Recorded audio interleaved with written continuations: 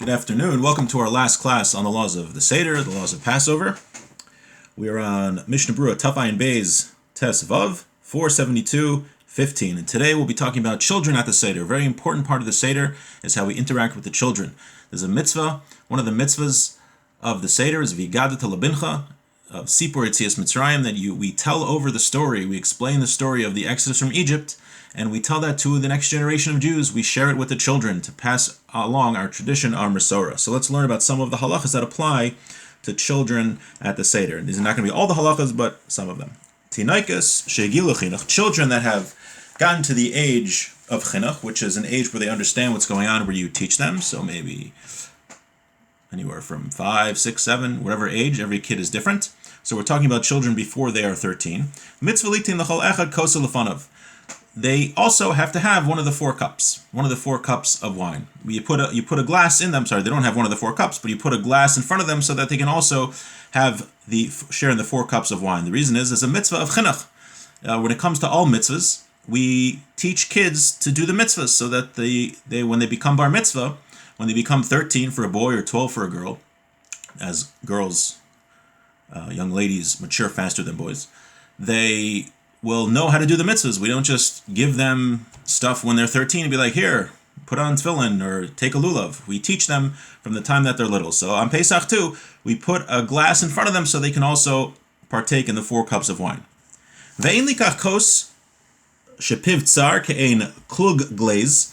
This is just the general halacha about the glass that we should use for the 4 cups. He says, don't use a cup, which I guess was called a klug glaze, which was very narrow on top. We'll see why you shouldn't have a glass which is narrow on top. Because you can't drink a revius in one motion. We said that lechatchila, initially, the best way to drink the 4 cups is to drink it all at one time. And we said if you can't do that, then it's to do it in 2 motions. But for sure, it has to be consumed either within 2 minutes or 9 minutes. But the best way to do it is to drink it fast in one motion. Obviously, person shouldn't choke, but so if you have a glass which is narrow on top, it's very hard to do that. And the Mishnah Berurah is going to bring another reason why it's a problem. We'll see soon. Even and forget the laws of the Seder. When we bench with a glass, and also for that glass that we bench on, it should not have a narrow top. Also, the same halacha applies to the cup we use for kiddush. Fine. So let's see what the Mishnah Berurah has to say. Mitzvah litain. He says a mitzvah to give the kids a glass to drink the wine, but it's not ma'akev. It's not an absolute requirement. It's a mitzvah to do. Koso lefanav. I'm a simon reishainav. So we said earlier that an adult has to really drink lechatchila, is to drink most of the cup of wine. So that's why one shouldn't get a very large cup, because you have to drink most of the cup. It's a different halacha than other things, unless you really, really like wine and you have a high tolerance.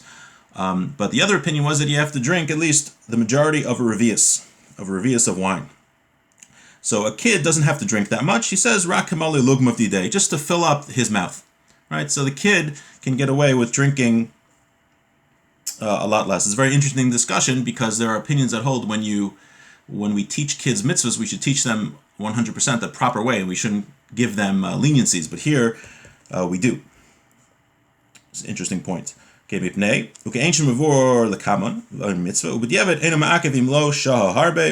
is what we just mentioned.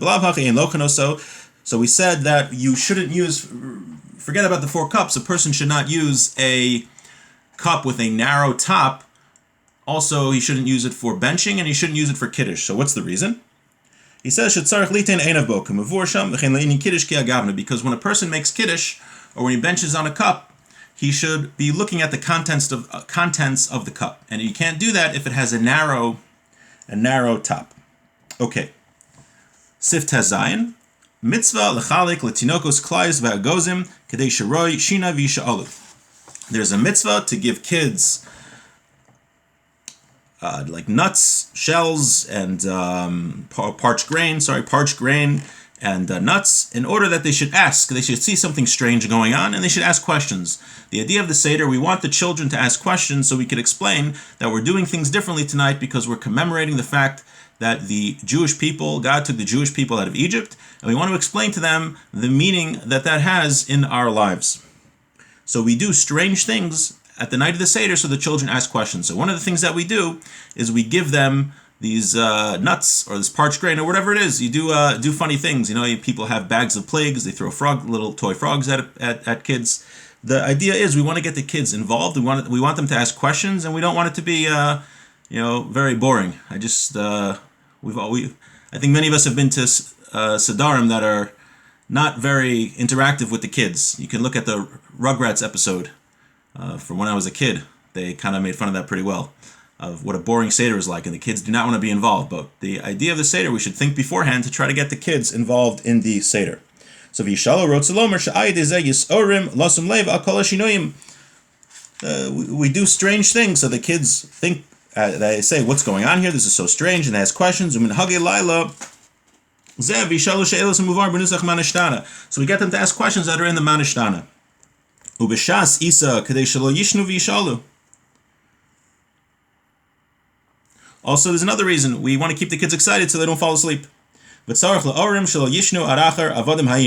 also important, we want to keep them up until after Avadim Hayinu.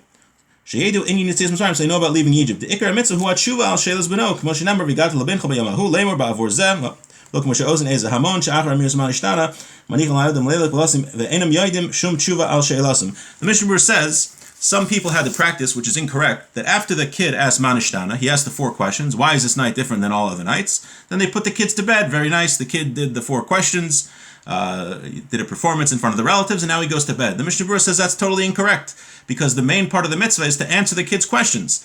Right after the 4 questions comes the answer. We were slaves in Egypt, and God took us out, and we have to view it that we were taken out of Egypt. That's the main mitzvah here, is to tell the kids about Pesach, about Passover. So it's totally incorrect to put the kids to bed right after Manishtana. So one of the reasons that we throw these nuts at them and give them treats is to keep them up so they're awake for the answers to the questions that they were asked.